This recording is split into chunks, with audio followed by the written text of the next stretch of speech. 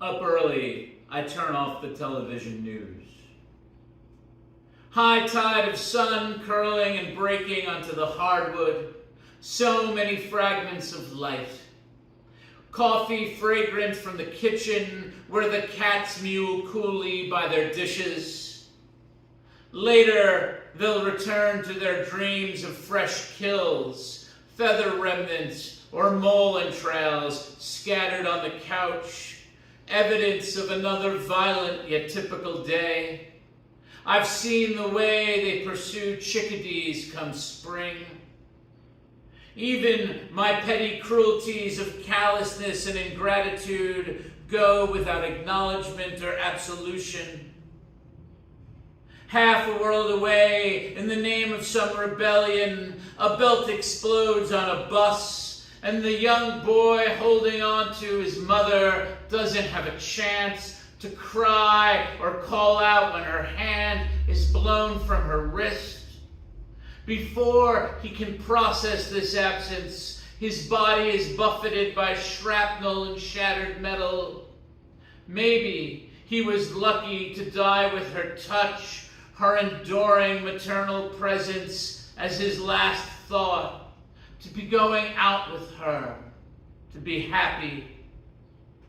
The street littered with shards of aluminum and window pane, each licked by light till they become glowing splinters. Maybe the driver had been thinking right then, without dismay, about the day's ordinariness to that point, about the traffic and his boyfriend's near daily complaints, about watering the plants, or else about his last compliment. The three old women on their way to market who'd watched it all, the concussion echoing until it became one with other conflagrations, other carnage in memory. How calm they seemed on television, discussing it, until I realized they were most likely in shock. The way they didn't seem to blink or look away from the camera. If I saw them interviewed, no doubt so too did the conspirators, who must have congratulated themselves, clapping without any cruelty in their celebration, maybe even firing Kalashnikovs in the air.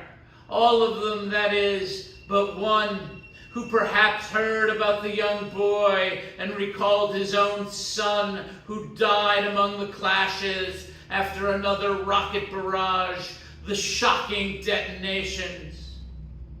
His desperation, a valley with a dry riverbed at its bottom. He's come to believe in little, not the UN or the benevolence of American presidents, not the God of his collaborators. He no longer believes in poetry, doesn't buy into the righteousness of the cause, for the cause is death. For him, hope is now either an oasis or a mirage in the long desert history has become.